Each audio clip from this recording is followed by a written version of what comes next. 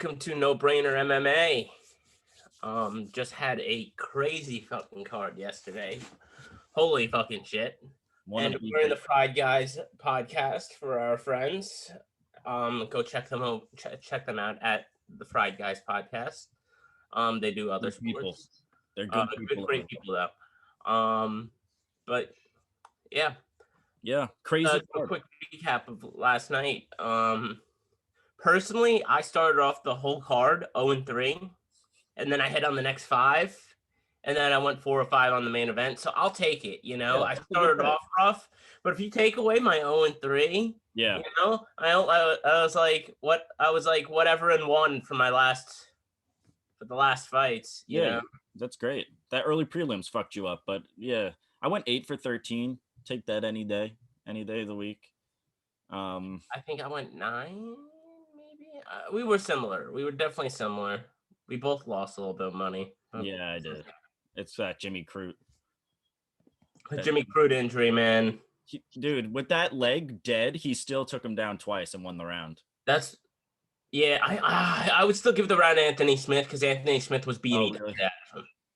Nah, I would go a little bit. Jabbing him to death, I think. I was scared. I was like, fuck, Anthony Smith is going to beat his ass. And then I was like, wait, Crute's attacking the leg. He's just going to make it easier for him to take him down the next 2 rounds. And then he fucking deaded his leg. And then, oh my God, prayers out to Chris Weidman. Holy shit. Dude, that was nuts. I've never seen an injury like that in my life. I was like, I couldn't believe that. It's unreal. It's horribly ironic, you know? It really is. The same thing happened to Silva. Yeah, he did that to Silva. Crazy. He did that to, like that. That's happened 3 times, and Chris Weidman's been involved 2 of them. That's insane. Oof. And you could tell by Uriah Hall, he looked traumatized. He didn't blink for like 5 minutes. I felt terrible. I was saying like how bad I feel for Uriah Hall. Obviously, I feel worse for Chris Weidman, who has the injury. He was like screaming and crying when they were taking him out on the stretcher. I was like, good Lord, that must be like the worst feeling of all time. Yeah. Checking that check those leg kicks. Like that's what hey, when you throw a leg kick, you're risking that, you know?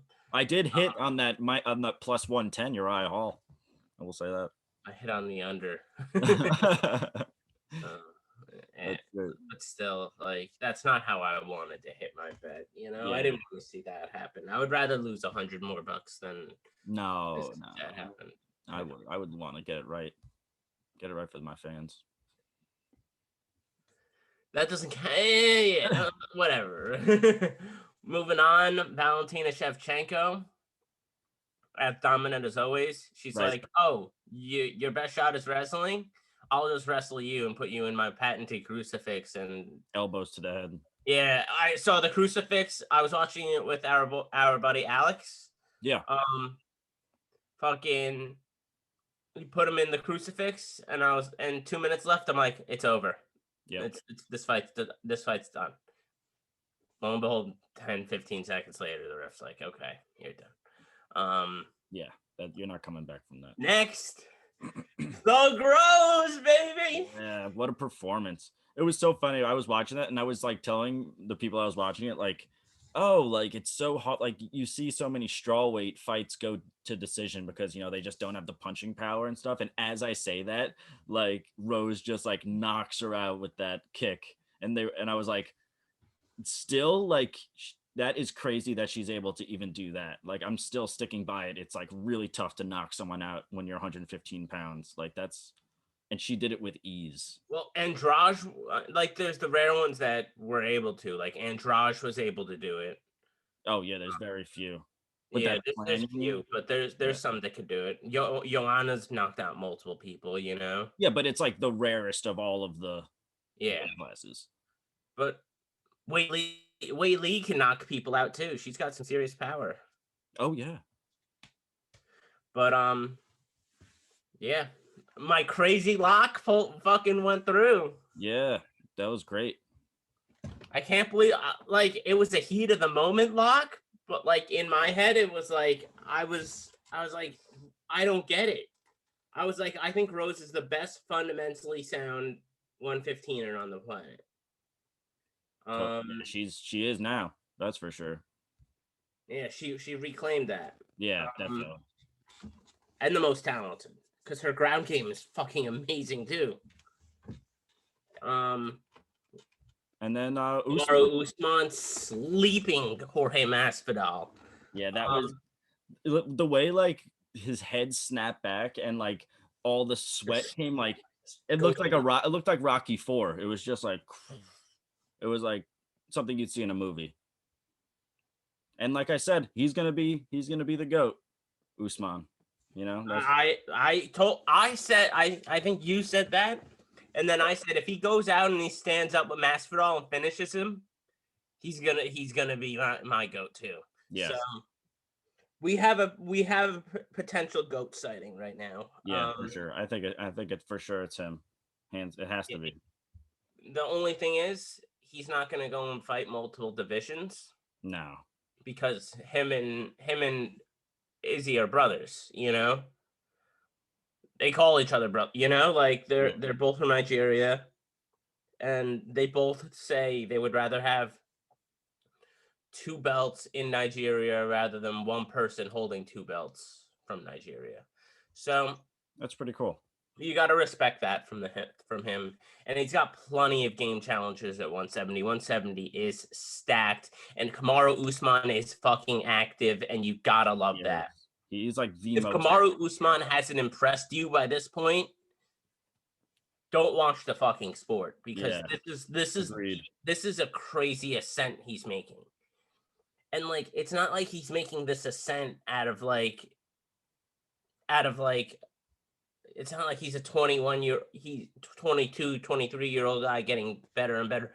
He's 33, about to turn 34, and he is getting significantly better. Yeah. Every single time we see him. The striking is really coming into its own. It's unbelievable. Honorable mention for MVP of the night goes to Trevor Whitman. Hell yeah. He's got 2 belts now. Are you ready to get into this one? Yeah, let's get right into this card. It's enough of our recap, but prayers out to Chris Weidman. Thug Rose making my crazy lock. I was down in the dumps, brought me back up. Oh yeah, because you were losing on the night.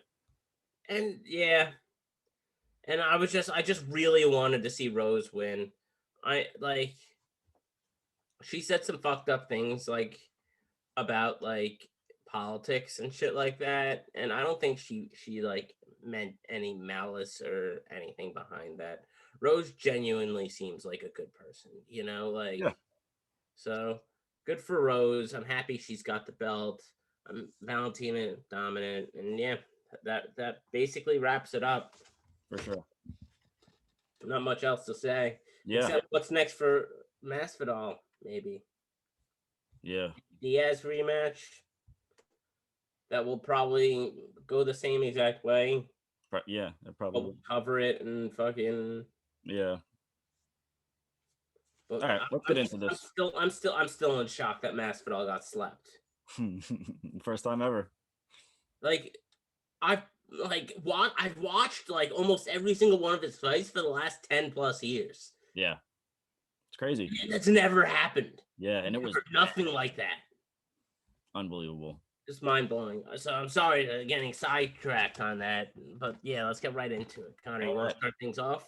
Yeah, sure. Luke Sanders versus Felipe Colares. Luke Sanders, cool hand Luke Sanders, great nickname, love it. Anyway, has a 4-4. Is that a nickname? Because I kind of made it up when I was saying it to you. Oh, it is. It is. Yeah, it is. Yeah. 4-4 UFC record, 2-3 in his last 5. With his only wins coming from Renan Barão, who lost 7 out of his last 8, and Patrick Williams, not the power forward for the Bulls, who went 1-3 in the UFC and hasn't fought since 2018. He's got some decent stand-up with a plus 2.1 striking differential and over 50% striking accuracy and defense. He's taken on Felipe, who's 1-2 in the UFC. He has a negative 1.87 striking differential. And he's the type of fighter that will get taken down so he can work with submissions off his back. That was on my notes. So yeah, which is kind of that's like such a bad rookie move to do because you're giving up position to try to go for submissions, and anyone who's got solid top control will win that, Yeah. It's just he shouldn't you're not gonna win a lot of fights doing that. Very rare. Maybe you'll catch someone with a sub once in a while. So this is like a striker grappler matchup. Sanders is prone to getting submitted. 3 out of 4 of his UFC losses have come by sub.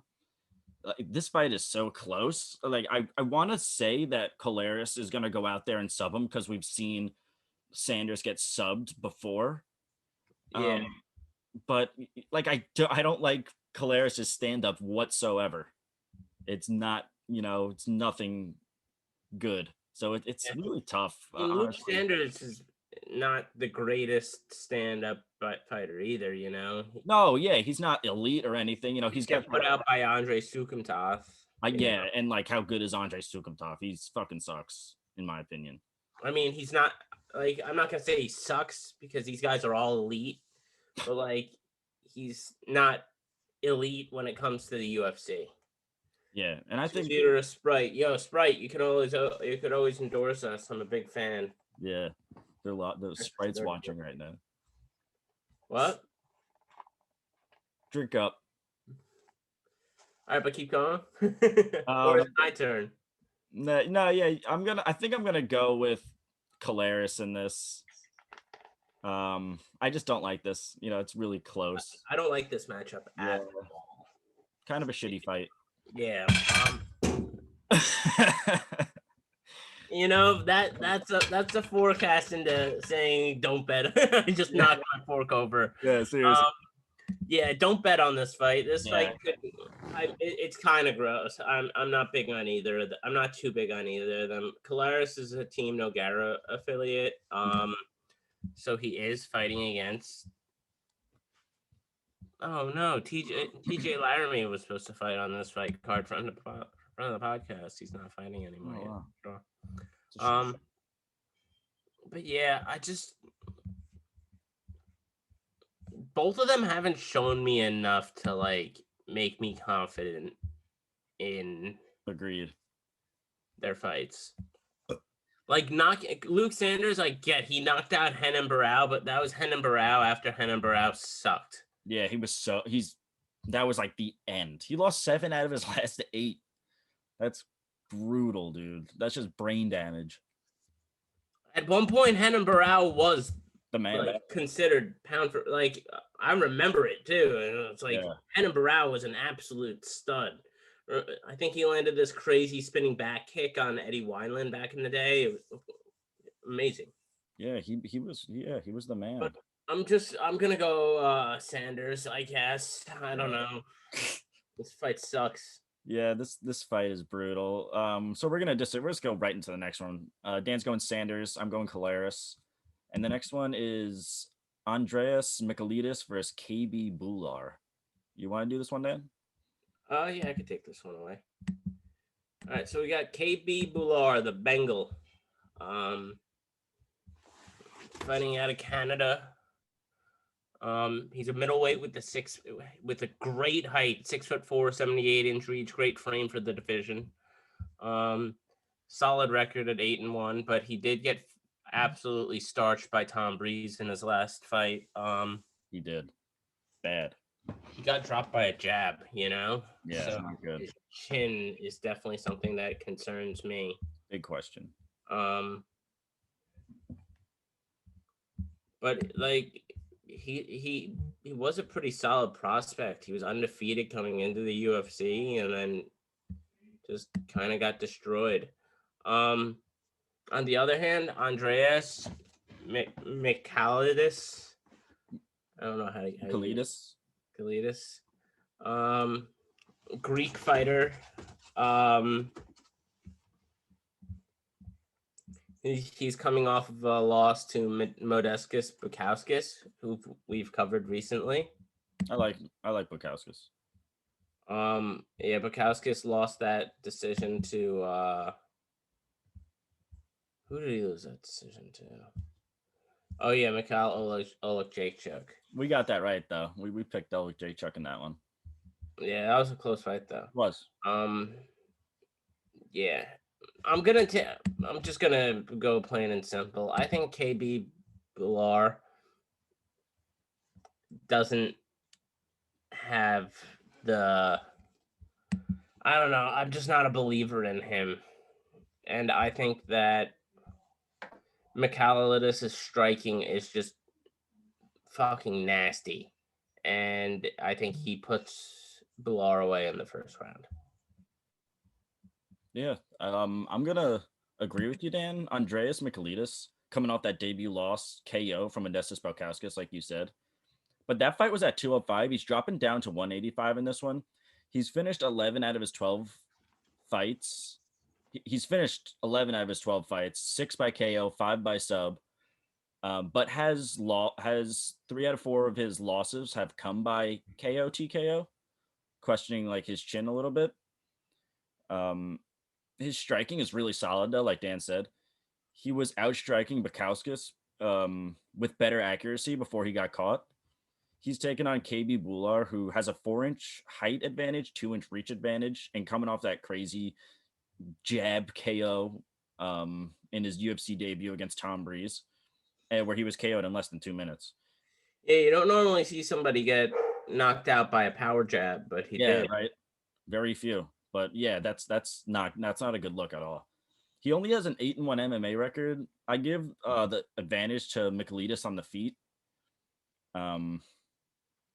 And I think he even has the advantage if the fight goes to the ground. I'm just going Mikulidas in this one. Yeah, I'm agreeing with you, Dan. Yeah, that's good we're agreeing because I think I mean, both of them have questionable chins, so one of them could get slept. I think someone's going to sleep in this one. But yeah, I think somebody's going to sleep. Yeah, it's not because they're really good, like, at striking. It's because that I don't believe in either of their chins.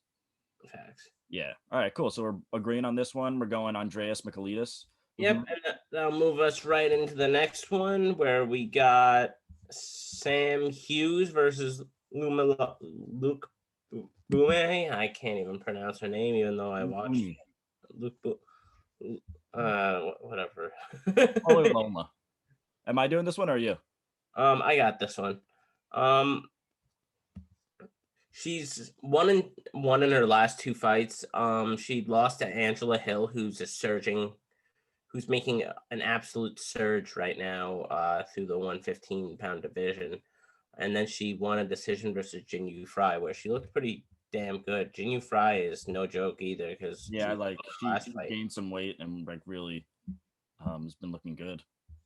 Sam Hughes, on the other hand, I don't want to like throw shade at her in any way, shape, or form, but she looked awful in her fight against Tisha Torres. Nothing short of like she got absolutely decimated. Like they stopped it after a round because of how badly she was getting beat up. Yeah. And it counted. I think it counted out as a TKO too.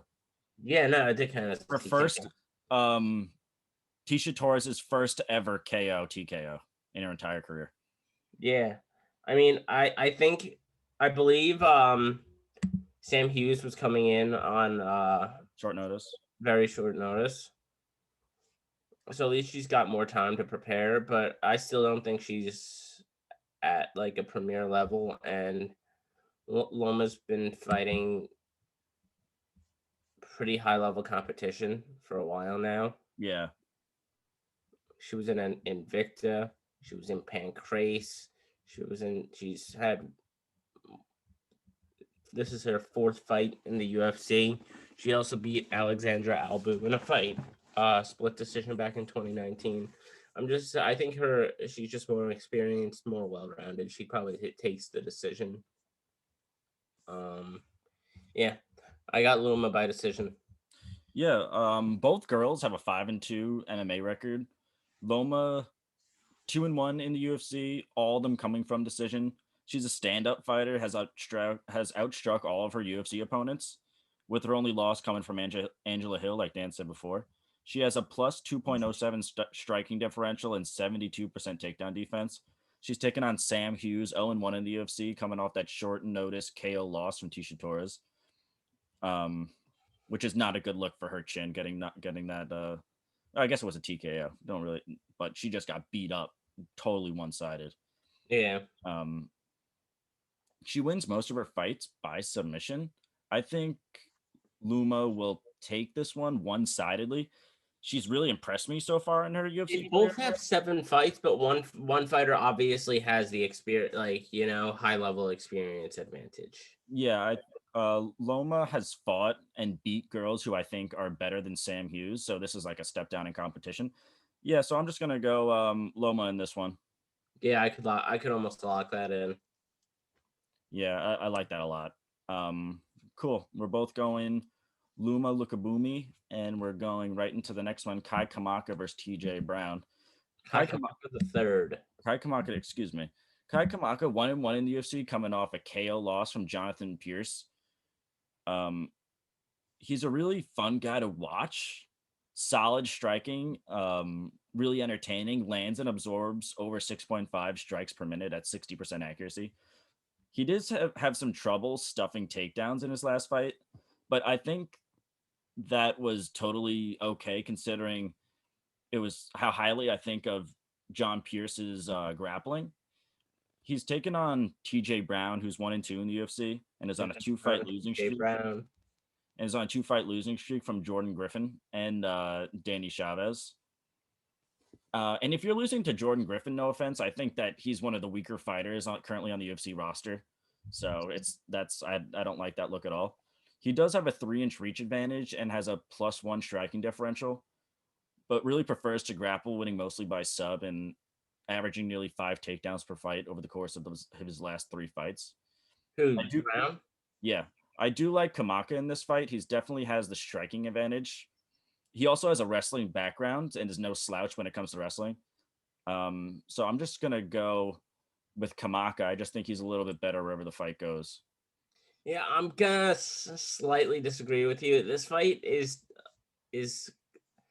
like, I think that TJ Brown's going to be able to take him down. Yeah. And just kind of hold him there. This fight, I don't really see being that much of like a barn burner or anything. I would love for these guys to surprise me, but I'm going to take TJ Brown. It's an iffy fight. I would stay away from. I want to see where both guys are really at. This fight is it's like another determining factor of where they're at. Mentally, physically, and everything. So I just really like Kai Kamaka. I like the way he fights. So do I. But his takedown defense scares me. That's why I'm gonna edge towards TJ Brown. Yeah, his takedown defense. But I'm telling you, man, Jonathan Pierce is something else. Because in the fight before that, he had 5 takedowns on Tony Kelly, and Tony Kelly had 0. And then he fought Jonathan Pierce, and John got 5, and he had 1. We got Jonathan Pierce coming up next. Yeah, that's cool. I can't wait for that. I'm gonna do that one if that's cool. So yeah, I got Brown. You got Kamaka. Yep. And yeah, that'll bring us right into Gabriel Benitez and Jonathan Pierce. Take it away, Connor. Cool. Benitez is dropping back down to featherweight after fighting his last 2 fights at lightweight. He's 2-2 in his last 4, coming off a KO win, over Justin James. He fights out of AKA. He's got a +1.12 striking differential, finishing 19 out of 22 fights, 11 by sub and 8 by KO. He's taking on John Pierce, who I was talking about. ASP. He's 1-2 under the UFC umbrella, losing his debut to Joe Lozon, then going out and KOing Kai Kamaka. He trains at MMA Labs, and he's a really high volume striker, landing 8.8 strikes per minute with a +2.15 striking differential, and he averages 6 takedowns per fight at 60% accuracy. I just like his game, really well-rounded early on in his UFC career. His ceiling, I think, is much higher. I really like Pierce in this one. I'm you do that's interesting because you just made me second guess myself. Yeah. Yeah, because I had Mowgli, Gabriel Benitez. In this fight, Gabriel Benitez just been, he's just been around for He has been forever. And what's it called? He looked great in his last fight against Justin James. That needed like the liver solar plexus area was just nasty. That was he's had a bunch of UFC experience dating back to like UFC, dating back to like 2014. So I'm gonna take Mowgli in this fight. I think that he's able to. I think the AKA product. He fights out of AKA. There's a lot of great wrestlers there, Yeah, for sure. He's 5'8". Pierce, on the other hand, is 6 feet tall. Maybe he can use that lower center of gravity to stuff those takedowns a little bit easier, and keep it rolling, because their reach is pretty close. There's just a pretty it's 71. Yeah. But yeah, I'm gonna take Gabriel Benitez in this fight. I think he's got this. Yeah, the one thing I just didn't like about Gabriel Benitez was that I don't like when people fluctuate with their weight classes so much. I don't know. I just don't like that. But yeah, I totally see where you're coming from. Dan's gonna go Benitez. I'm gonna go Jonathan Pierce, and we're gonna move right into the next one: Randa Marcos versus Luana Pinero. You want that one, Dan? That's all you. Yeah, I got this one. All right, so don't be deceived by Randa Marcos' 10-10 record. 10-10-1 record. Excuse me. Randa Marcos is a great fighter. I know she's coming off of 3 straight losses, but those losses are to Mackenzie Dern, Amanda Hebos, and Kanako Murata. She subbed Angela Hill back in 2019 as well. Yeah. She fought Marina Rodriguez to a draw. She's fought she's beaten Carla Esparza. She's fought just nothing but high level competition, and always seems to go to the distance with them. Fought Jessica Penne to a split decision. And then she lost to Carolina Kolokaevich, who was at one point great. She lost to Courtney Casey, beat Carla Esparza by split decision, then lost to Alexa Grasso. This was 115 Alexa Grasso, not this new 125 Alexa Grasso, who I think is an animal.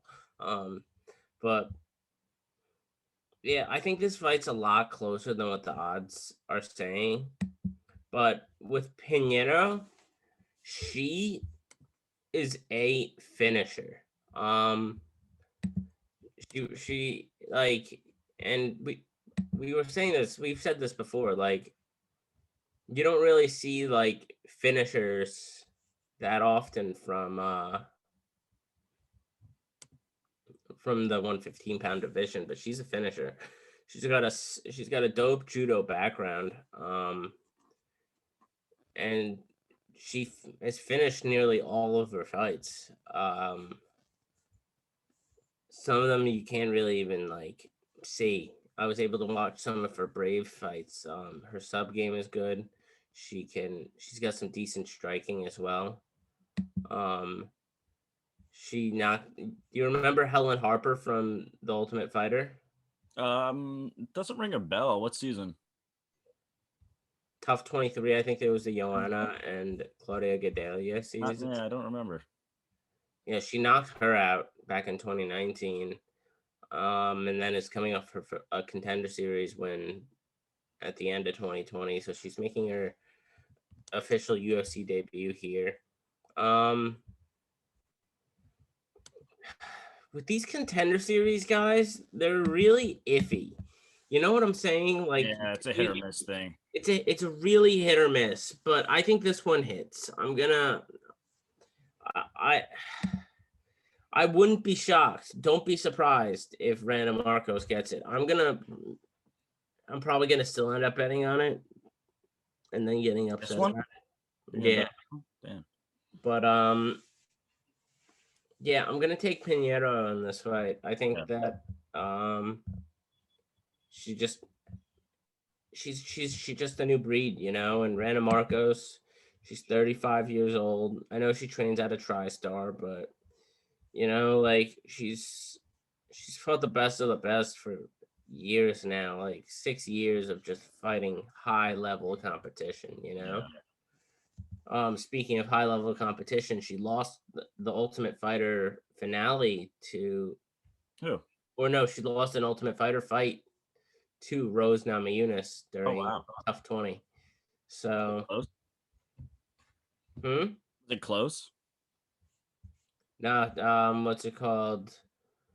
Rose subbed her 2 minutes in. Oh, okay. With Kimura. Yeah, she's got good grappling. I know she got subbed by Mackenzie Dern, but if you go on the ground with anybody at 115, Mackenzie Dern's subbing everybody, Unless your name's Amanda Hebos. Right. Amanda Hebos was actually able to, crazy. I can't wait for her to fight Angela Hill. Yeah. And I also am dreading it because I don't want them to fight each other. They're my two favorite strawweights. Yeah. I know who I got, though. Who do you got? I got Hebos. You got Hebos? Yeah. It scares me. Yeah. Close, though. Hell of a fight. I'm closing my eyes the whole time. That's going to decision, I think, too. That's going to be like a war. All right, but you're going Pinero, right, Dan? Yeah, I'm gonna go Pinero, but I'm not too confident. This is another fight that I'm like, maybe don't touch. Like, just enjoy it, Yeah. Because these Contender Series guys are super iffy. Mm-hmm. Yeah, Marcos lost 4 out of her 5 of her last fights, only winning a fight over Ashley Yoder. And lost all 3 fights in 2020. Has a minus 0.35 striking differential, taking on Luna Pinheiro, who's 1-0 under the UFC umbrella, getting that KO in under 3 minutes in the first round. She's finished 7 out of 8 of her fights, 5 by sub, 2 by KO. She has background in judo and BJJ. I think that this fight, I feel like they want the UFC's trying to feed Pinheiro to Marcos. That's the feeling I'm getting here. You mean feed Marcos to Pinheiro? Like give Pinheiro an easy win? Right, that's what I meant. Okay, yeah. Although this is probably Marcos' last chance, and she's a corner dog in this. And like I said, she's fought everyone, like the best girls in the UFC. So, anything could happen. It is close, but I'm going to agree with Dan. I'm going to go Pinheiro too.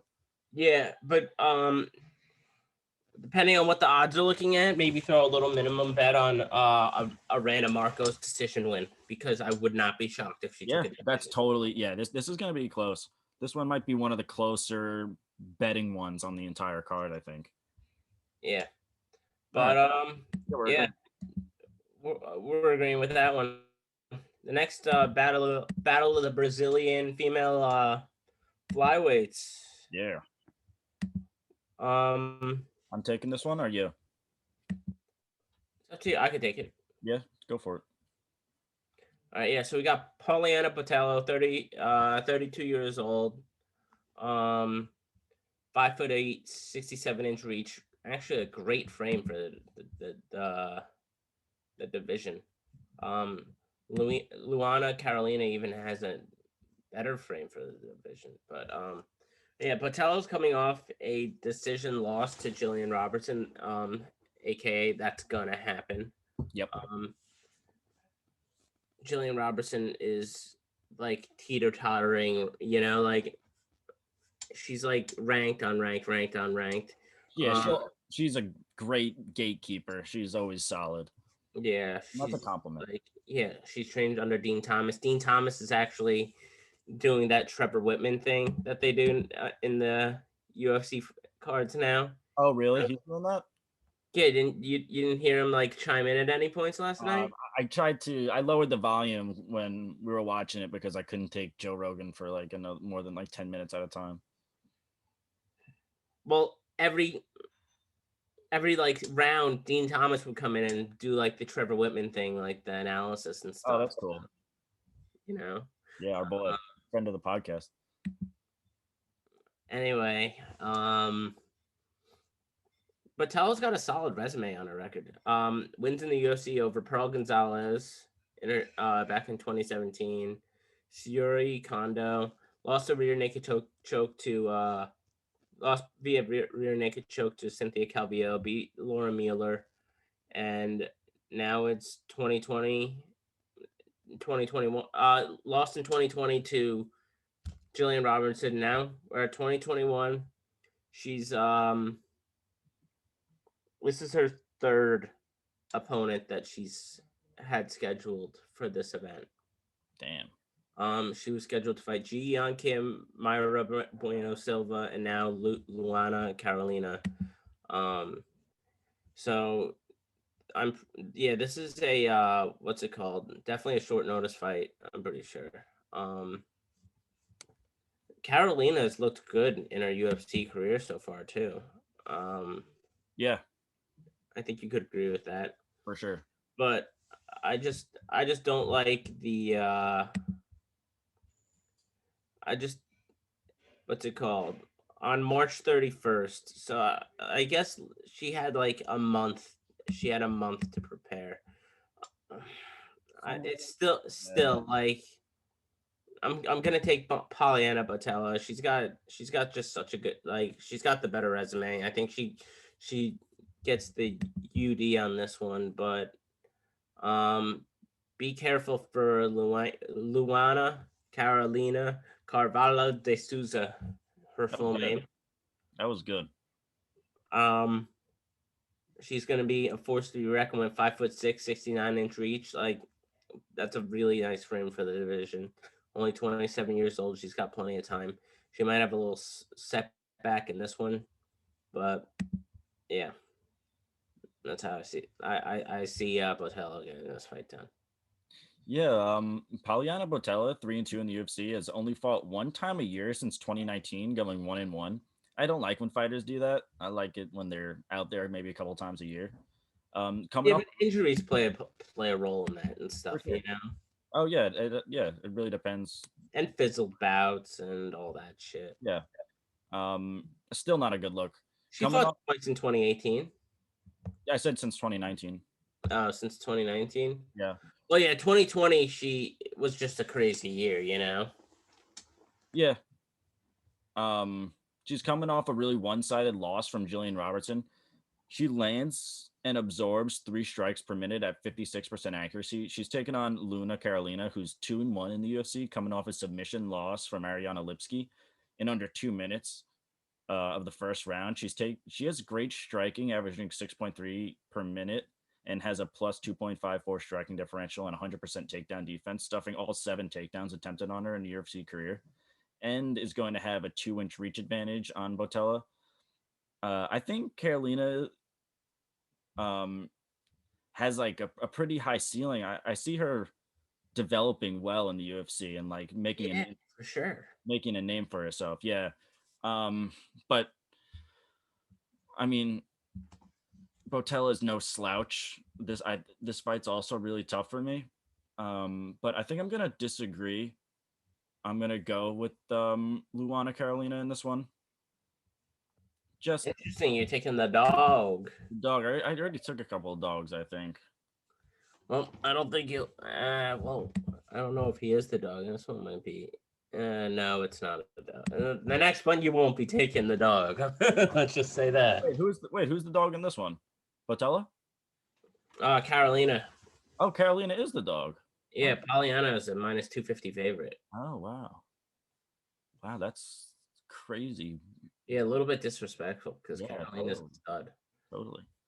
That's why, like, I would put money, like, I would put money on like overs and unders rather than. Yeah. Oh, that's smart for these, because for this one and even the last one, the Randa Marcos one, like you might be just like safe doing like an over. Yeah, but Pinero has the capability of stopping Marcos. Yeah, she's 7 out of her 8. She's stopped, but yeah, it's tough, you know. Yeah, I don't like these. The next one I'm a lot more confident in. Yes, I like it a lot more. All right, moving right into the next one: Merab Dvalishvili versus Cody Stamann. Lock. This is a wrestler's paradise, though. Right here, this is a high level wrestling match. Merab Dvalishvili is currently on a 5-fight winning streak and is 5-2 in the UFC, losing his first 2 fights, obviously, and then going on 5 in a row. He has a plus 1.8 striking differential, averages 7.7 takedowns per 15 minutes at 43% accuracy and 80% takedown defense. Has only been taken down twice in his UFC career by Ricky Simone. In his second UFC fight, in a fight where he was winning, I thought too, but Simone was able to get the KO in the 3rd round. He's taken on Cody Stamann, who is 2-1 in his last 5, coming off a loss from Jimmy Rivera, with 7 out of 8 of his last fights going to decision. He's dropping back down from featherweight after fighting 2 fights there. He's got a plus 0.96 striking differential and averages 3 takedowns per fight at 43% accuracy and also 80% takedown defense. I think Merab has advantage on the feet. He's got that 4-inch reach advantage too. I also think that he's got the advantage on the ground. But it's a lot closer on the ground. But like totally on the feet, I'm giving it to Merab all day. But I'm confident. I know Dan's confident. I'm confident in Merab in this one. I think he's going to be able to get the win. And this is a big name too. This is huge for him. Oh, the Cody Stamann, that's in the big name. Yeah. Yeah, Cody Stamann's an absolute stud. I'm taking nothing away from him, but Merab's on a different level. Let's be like, I'm gonna like Casey Kenny. I think he took him down like 12 times. I think he took down Gustavo Lopez like another 10 or 11 times. Like he takes people down in the double digits, like regularly, which is fucking insane. Like you don't see that at all. You don't see that at all. You know, Merab is coming off of a win over John Dodson. He looked good in that fight, and John Dodson is definitely no slouch. We're both big fans of John Dodson over here. Oh yeah, the magician, legend. Merab is also trains out of Saralongo, which is pretty dope. Yeah. You know, he's become a local guy. For sure. Boys with Aljamain. I mean, Aljamain's been acting a fool. He's just become a trolling tool, in my opinion. Yeah, he has been doing that a bit. Yeah, I haven't been a fan of that. Yeah. Like, just fight Peter Yan again. Just shut up. Yeah. But yeah, Merab takes this easily. Yeah, I really like Merab in this. I think he's one of my favorite fighters. He's I don't know. I'm really high on Merab. Watch out. That's all I gotta say. 135ers, you better watch out for this guy. He's coming up quick. Oh, 100%. And his takedown accuracy is just ridiculous. Like ridiculous. Not like the accuracy, but his relentlessness on taking people down is ridiculous. And he's so dominant. It's crazy. Like it's like he's not even trying. He's just throwing people around and looking great. Like no cardio problems, he's awesome. Unbelievable. And having Aljamain Sterling as like a primary training partner, you don't get better than that, you know, like guy, an elite guy in your division who you could train with. Oh yeah, I bet those. Oh dude, can't ask for better than that.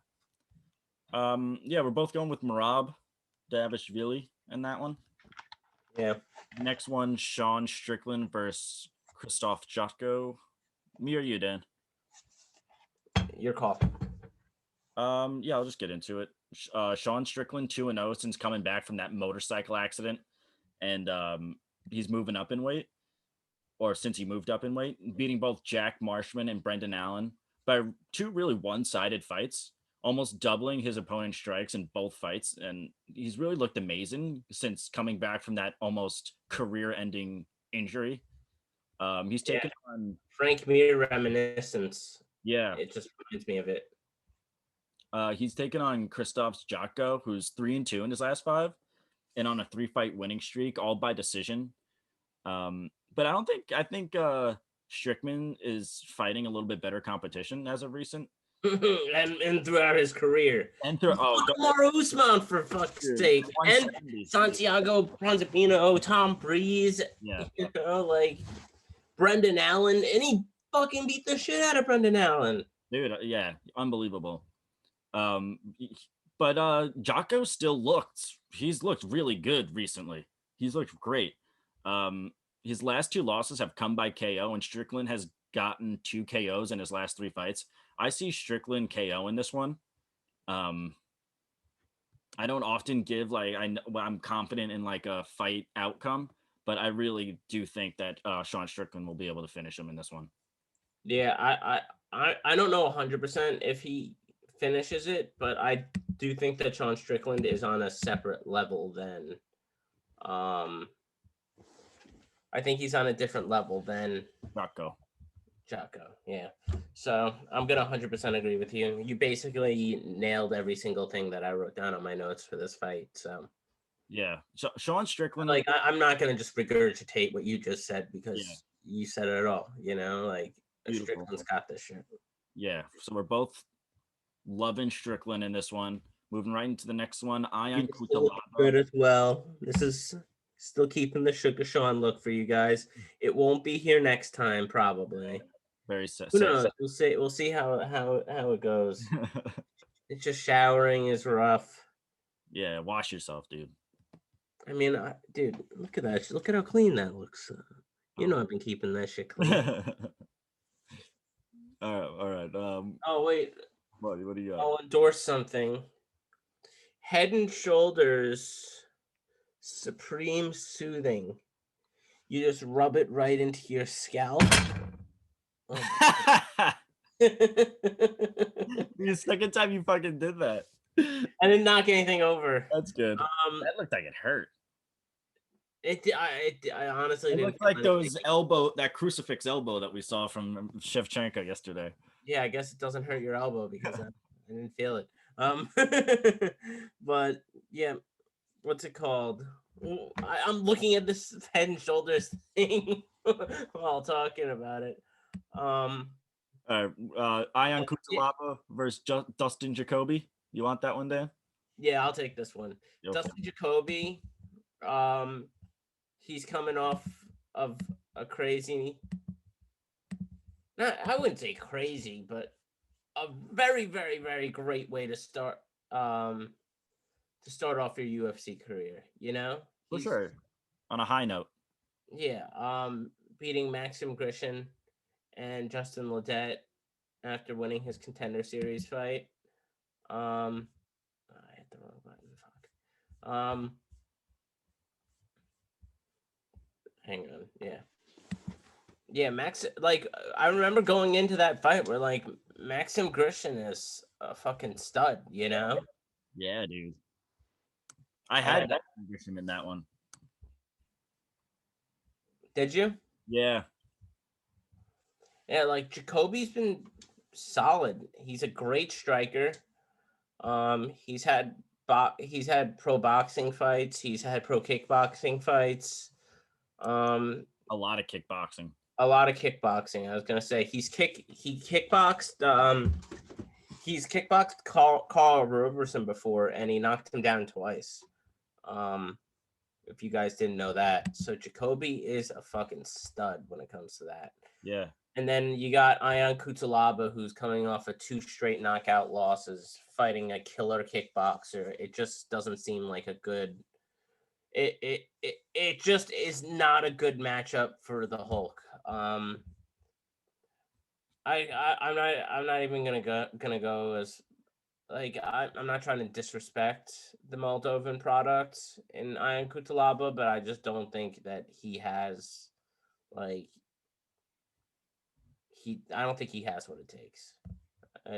Like Jacoby's gonna probably knock him out pretty quickly. Yeah, Kusalava is on that 2-fight losing streak to Ankalaev, both by KO. 2-3 in his last 5. 14 out of 15. One was iffy. Yeah, 14 out of the 15 of his fights ended by finish. 12 by KO, 2 by sub.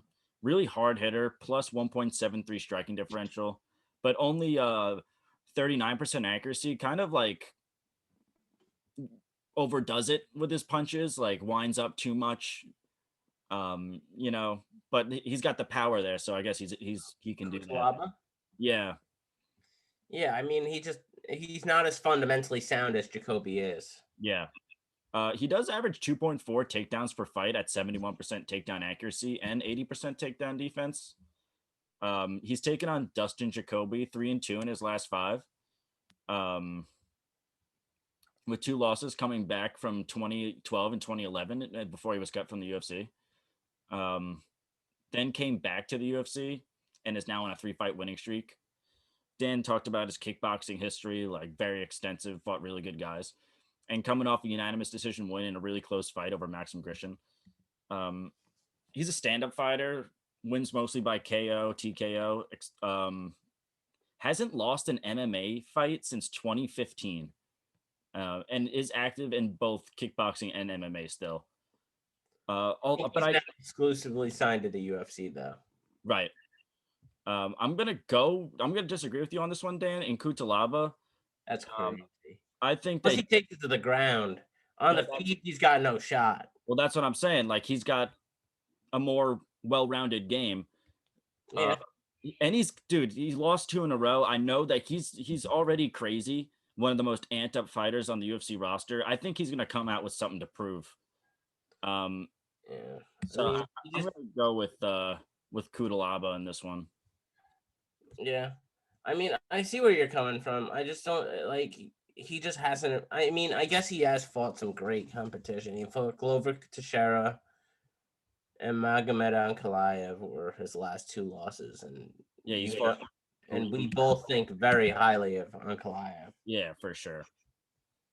So, yeah, let's we'll wrap that one up. We'll disagree. I got Jacoby. Connor's got the Hulk. Yeah. Laba. And that'll take us to the co-main event. Yeah. All right. Yeah. So Giga Chikadze versus Cub Swanson. The UFC is they've done this to success and they've done this to failure before. They feed these great fighters to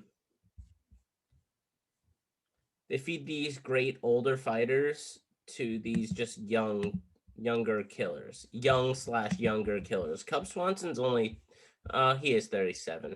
Yeah, he's up there. Enough that win over Daniel Pineda. But before that, he's on a 2-fight winning streak. He beat Kron Gracie, but he lost to Shane Burgos, Hanato Moicano, Frankie Edgar, Brian Ortega. Tough competition. Tough competition, but and one was a split decision. He was finished in 2. Giga Chikadze is just a dope fighter. I'm a huge fan.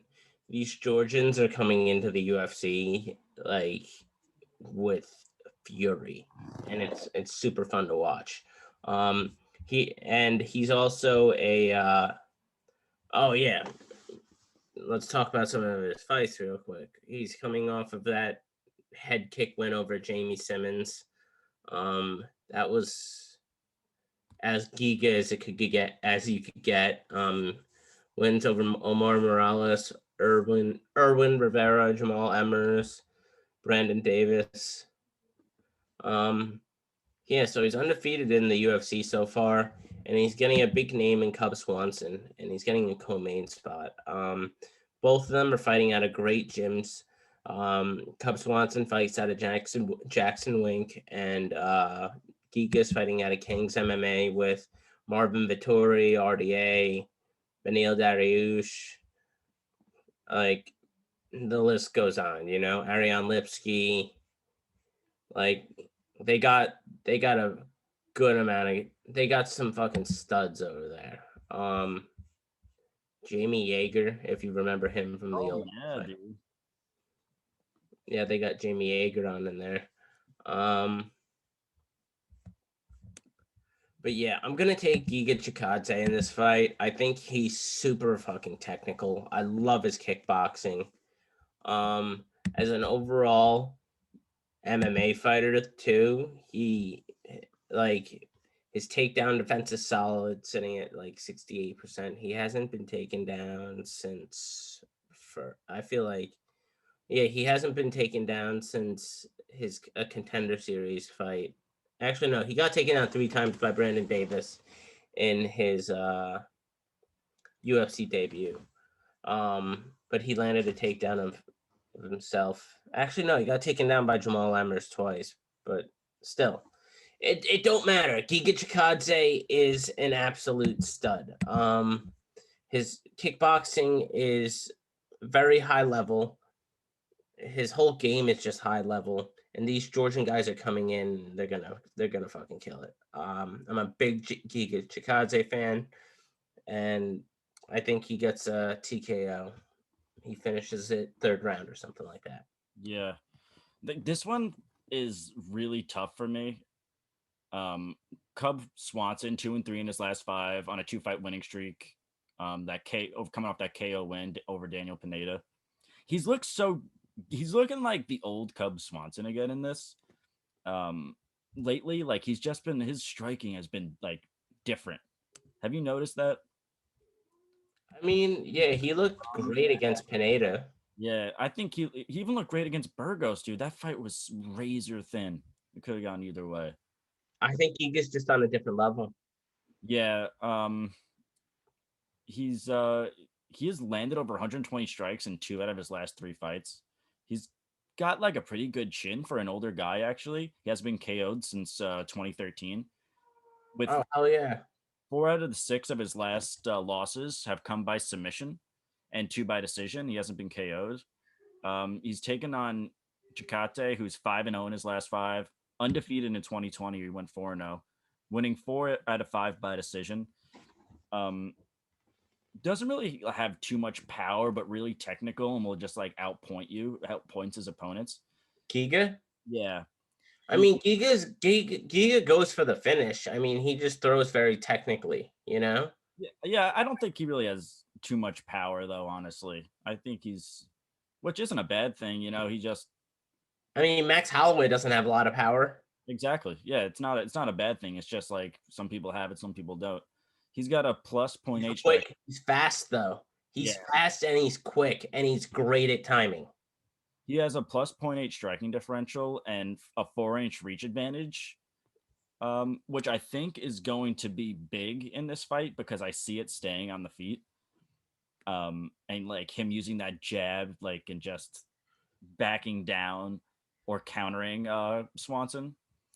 But this fight is... Call me crazy. I think this fight is crazy. I think this fight's close. I think this fight's one of the closest fights on the card. I see it going to decision, but I think you're right. I think Giga will get it slightly. I kind of see... I mean, like Shane Burgos was able to do it. I kind of see it going that way, like a really close, high volume fight, but with Giga just getting the slight edge. Yeah, I think I could agree with that. I think Giga just wins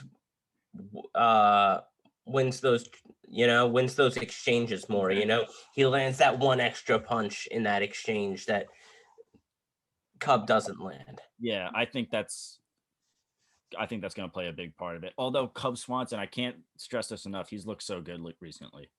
He's looking amazing. Like for 37 years old, the way he's been fighting recently. We both didn't pick him. We both didn't pick Cub Swanson against I had Pineda all day. and it was but I was glad for him, man. Bald Cub is a different breed, but we're gonna agree on this one. We're gonna go with Giga Katate. Giga Chikadze. Kuchatse. All right, and that'll bring us into the main event of the evening. Yes.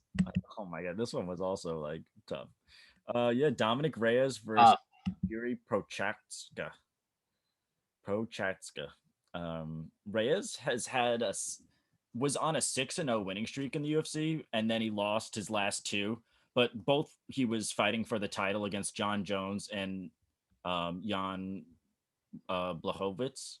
He has a plus 1.37 striking differential, really heavy hands, winning mostly by KO, and has 82% takedown defense. He's taken on Jiří Procházka, who's coming off his UFC debut win over Volkan Ozdemir. Ozdemir is a former title challenger. He's great competition for that weight class. Great. He was KO'd in the first round. Excuse me, in the first round by him, but does have an extent, and he's new to the UFC. Like I said, that's his debut, but he has an extensive MMA career. He's 27-3 record. Yeah, he's got wins over CB Dalloway, an old CB though, old man CB. King Mo, Fabio Maldonado. Like he knocked all of them out. Yeah, he's on an 11-fight winning streak and hasn't lost since 2015. He's gonna have two King Mo. Yeah, and that was and then he went on to beat him. And he's gonna have a 3-inch reach advantage. 26 out of 27 of his fights, of his wins have come by finish. 24 by KO, 2 by sub. I think really highly at Jiří. He was like one of the best people that was fighting outside of the UFC. He was the best non-UFC light heavyweight out there. Yeah. I mean, he has a win over Vadim Nemkov. Like, oh yeah, Bellator, who is the reigning Bellator light heavyweight champion. Mm-hmm. So, hey, I think you keep going, but I really do think the war, like Prochazka was like one of, if not the best fighter fighting out of outside the UFC. Outside of the UFC. Totally agree. Like that being said, I think we both think really highly of him. I think Reyes is overdue for a win. And I actually had him when I watched that John Jones fight. I thought he won that fight. I thought he was going to get his hand raised at the end of that fight. I think most people did. In my opinion. I mean, I don't have a problem with people saying John Jones won that fight 48-47 because that third round was so close. Yeah. I've rewatched that fight multiple times. It was obvious 1-2 Reyes, an obvious 4-5 Jones, and then you got round 3, which was a little like that was the deciding factor. Mm-hmm. Jones was moving forward though. He captured a takedown for a second, but yeah. That being said, like I kind of see Reyes going out there with something to prove and getting it done versus Jiří. But talk about a banger of a fight that we're going to be seeing. And you know what? I feel like no one's talking about it just because Jiří is somewhat unknown to like the casual fans. Like no one really knows him. They're gonna know him. But yeah, exactly. Like he'll be around for a while. He's one of the best in the division, I think. Yeah. But I'm going with Reyes. I have to go with Reyes. I have a feeling that he's just going to be able to get it done. All right. So my turn. Yeah, Jiří, 27-3 pro record, hasn't lost since 2015. When he was 2015, he was only 23 years old as well, fighting King Mo. And he got finished by King Mo, but still, he was 23 and finished Vadim Nemkov. You know, like. I know Vadim Nemkov was young too, but still, he had a pretty close fight with Phil Davis, if I'm not mistaken. Anyway, he's coming off an enormous win streak. My bad. Everybody's yelling at my dog downstairs. He's coming off of like a 12 fight winning streak. 11 of those 12 are by finish, and almost all of them were in Ryzen. And Ryzen is the new Pride, you know? Like Ryzen's just nasty. Oh, it's so they're crazy there. Great fighters. Yeah. Like I said, Fabio Maldonado, solid competition. I know he's not doing the best right now, but still solid Big competition. man. CB Dalloway, UFC. All big names. But he's guys at the end of their career, it feels like. Yeah, he did. He did fight some guy, but then he fought some guys at the beginning of his career, you know? Yeah, that's true. This guy has just been like fighting for just so long. Yeah, and he's young. Yeah, and he's still only 28 years old. I know, it's crazy. And he's got a great frame for the division. Huge. 6'4", 80-inch reach. Dom Reyes, I believe, is 6'4" as well. Yeah, 6'4", 77-inch reach. Stony Brook alum. Shout out to Stony Brook. Yeah. What's it called? Yeah, it's a tough matchup to choose between, because both of these are really high level. I think the world of these guys when it comes to light heavyweights. You know, like these guys are top of the top. Like, I think if Yuri wins this fight, he gets give him a shot. I mean, Glover deserves it first, but give him the shot next. You know. He's at a point. He was so active for so much of his career. Like, let him sit on the shelf for like 8 months, 9 months. Dude, totally. You know, he can. If he does get the victory over him, which I am predicting, I think that Yuri finishes Dom Reyes in a similar fashion as Ozdemir. No, as a similar fashion as Jan. Actually, I think he just catches him in an exchange and wobbles him, finishes it from there. Yuri's an absolute animal. Like, if people don't know about Yuri yet, but they're gonna know.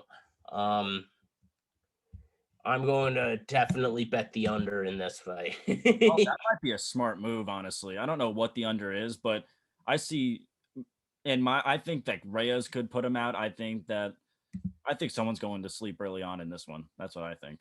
Wow, and Yuri's a favorite. That's crazy. I saw that. That's nuts. That shows that people are thinking high, like the odds makers are thinking highly of Yuri. Oh yeah. It's disrespectful too, right? To Reyes. It is. It should be. It's like, I'd be pissed if I was Reyes. You just fought the contender 2 times. I mean, you fought for the belt 2 times in a row, and they're gonna like give you the underdog on that one. That's brutal. Brutal. It's not a good matchup for him. He's a cornered dog. We love cornered dogs around here. I mean, they're gonna, like, even if he loses 3 in a row, they're gonna give him another 2, at least 1. I meant like a pride thing. You know what I mean? What? Like, I meant like a pride thing. Like he wants. Yeah, like, I can't lose 3 in a fucking row. Yeah, like a mental thing. But I just think Yuri's too good. He is good. Hell of a fight. And after going through all these with you, let me just say that this is a tough for betting, this card. I'm going to be honest with you there. There's a lot I am not going to throw any money towards. Yeah, this is so many fights are crazy close and can go either way, honestly. Honestly, I might take the week off of betting. Wow, yeah, dude. Like, looking through No, I'm not. Like, we disagreed on we disagreed on a lot in this one. Like, I think it's going to be tough. Yeah. I mean, we agreed on some. Early on, I actually am more confident with my early on picks, like the prelim picks, than I am with the later ones, because I feel like the later ones, anything could happen.